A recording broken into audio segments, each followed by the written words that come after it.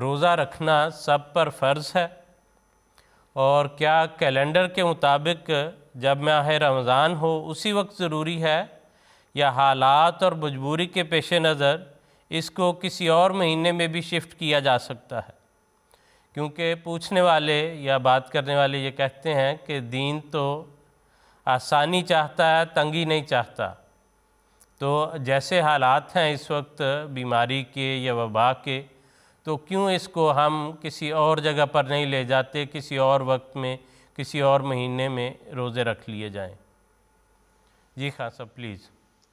جی بسم اللہ الرحمن الرحیم۔ جو سوال آپ نے دریافت فرمایا ہے، اگر ہم غور کریں تو اس سوال کے سارے پہلو اللہ تعالیٰ کے فضل سے قرآن کریم سے ہی ہمیں معلوم ہو جاتے ہیں۔ چنانچہ جہاں پر قرآن کریم نے روزوں کی فرضیت کا حکم ارشاد فرمایا، سورۃ بقرہ میں اللہ تعالیٰ فرماتا ہے، اعوذ باللہ من الشیطان الرجیم، بسم اللہ الرحمن الرحیم، یا ایھا الذین آمنوا کتب علیکم الصیام کما کتب علی الذین من قبلکم لعلکم تتقون ایاما معدودات فمن کان منکم مریضا او علی سفر فعدۃ من ایام اخر وعلی الذین یطیقونہ فدیۃ طعام مسکین فمن تطوع خیرا فہو خیر لہ وان تصوموا خیر لکم ان کنتم تعلمون۔ اور پھر اگلی آیت میں فرمایا، شہر رمضان الذی انزل فیہ القرآن ھدی للناس وبینات من الھدی والفرقان فمن شہد منکم الشہر فلیصمہ ومن کان مریضا او علی سفر فعدۃ من ایام اخر یرید اللہ بکم الیسر ولا یرید بکم العسر ولتکملوا العدۃ ولتکبروا اللہ علی ما ھداکم ولعلکم تشکرون۔ اب اس میں اگر ہم دیکھیں تو فرمایا کہ اے لوگو، گویا سارے تمام لوگوں کو کہا کہ تم پر، تمام مومنوں کو فرمایا کہ تم پر روزے فرض کیے گئے ہیں، اور اسلام میں ہر قسم کی عبادت کا ایک اس کی فرضیت کی ایک عمر مقرر ہے، اور یہاں پر قرآن کریم میں ایک تو یہ بیان فرما دیا کہ جو مسافر ہے یا مریض ہے وہ روزے نہ رکھے، اس کے لیے الگ ہدایت دے دی۔ گویا یہ فرمایا کہ جو مقیم ہے اور وہ صحت مند ہے، اور ساتھ یہ چونکہ روزوں کی فرضیت عام طور پہ بلوغت کے بعد جب بچہ اس عمر تک پہنچ جاتا ہے، جب اس کی نشو و نما مکمل ہو جاتی ہے تو اس پر روزے فرض ہو جاتے ہیں۔ تو گویا ایک کامل بالغ اور مقیم اور صحت مند کے لیے روزے فرض کیے گئے ہیں۔ اور پھر اس میں یہ فرمایا کہ جیسے کہ فمن شاہد منکم الشہر فلیصم، جو اپنی زندگی میں اس مہینے یعنی رمضان کو پائے وہ اس میں ضرور روزے رکھے۔ ہاں اگر کوئی مجبوری ہو جائے، کوئی سفر آ جائے، کوئی بیمار ہو جائے تو اس کے لیے خود اللہ تعالیٰ نے اس میں آسانی پیدا کر دی ہے، اور فرمایا کہ وہ بعد کے دنوں میں اپنے روزے پورے کر لے۔ گویا نہ یہ سختی کی کہ چاہے وہ بیمار ہے چاہے وہ مسافر ہے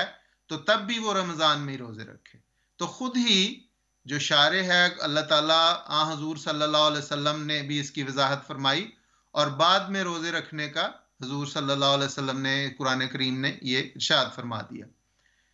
تو یہاں پہ یہ کہنا، اور جہاں تک اس بات کا تعلق ہے کہ دین تو آسانی کا نام ہے، تو اس کا قطعاً یہ مطلب نہیں ہے۔ حضور صلی اللہ علیہ وسلم نے فرمایا کہ یسروا ولا تعسروا، فرمایا دین و یسرن، بالکل ٹھیک ہے، دین آسانی کا نام ہے، دین میں آسانیاں پیدا کرنی چاہیے، تنگیاں پیدا نہیں کرنی چاہیے۔ اسی لیے تو ان تمام احکامات میں یہ بیان فرما دیا کہ تمہارے لیے آسانی یہ اللہ تعالیٰ فرما رہا ہے کہ جو مریض ہو جائے یا مسافر ہو جائے وہ بعد میں اپنے روزے پورے کر لے، کوئی تنگی نہیں ہے۔ اور یہ جس طرح آپ نے فرمایا کہ کرونا کی وجہ سے اگر کوئی، جس طرح حضرت صاحب نے گزشتہ اپنے خطبے میں بڑی تفصیل کے ساتھ اور بڑی وضاحت کے ساتھ اس مضمون کو بھی بیان فرمایا کہ صرف ہیلے بہانے نہیں ہونے چاہیے کہ گلا خشک ہو رہا ہے اور کرونا کے لیے وہ بڑا خطرناک ہے تو اس لیے روزے چھوڑ دیے جائیں. اگر کوئی ایسا مریض ہے جس کو ڈاکٹر کہتا ہے کہ ہاں تمہارے لیے مضر ہیں تو پھر وہ اس وقت چھوڑ دے، اور جس طرح قرآن کریم نے فرمایا بعد میں رکھ لے. لیکن مہینوں کو بدل دینا یہ قرآن کریم یا اسلام کی شان نہیں ہے، بلکہ زمانے جاہلیت میں وہ مہینوں کو اپنے مفاد اور اپنے مقصد کے لیے عدل بدل دیا کرتے تھے، اور اس کو وہ نسی کہتے تھے، اور قرآن کریم نے اس کی حرمت فرمائی اور فرمایا کہ جو جو مہینے جہاں جہاں پہ ہیں وہیں پہ رہنے دیے جائیں. تو اس لیے بس خلاصہ یہ کہ خود قرآن کریم نے آسانی پیدا کر دی ہے اور یہ ہدایت دی ہے کہ جن پر روزے فرض ہیں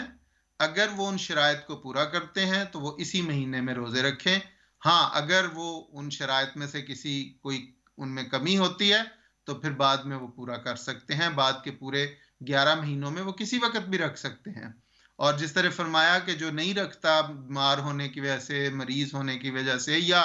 کوئی اور مجبوری ہے تو پھر وہ فدیہ دے دے. اور وہ گویا جس طرح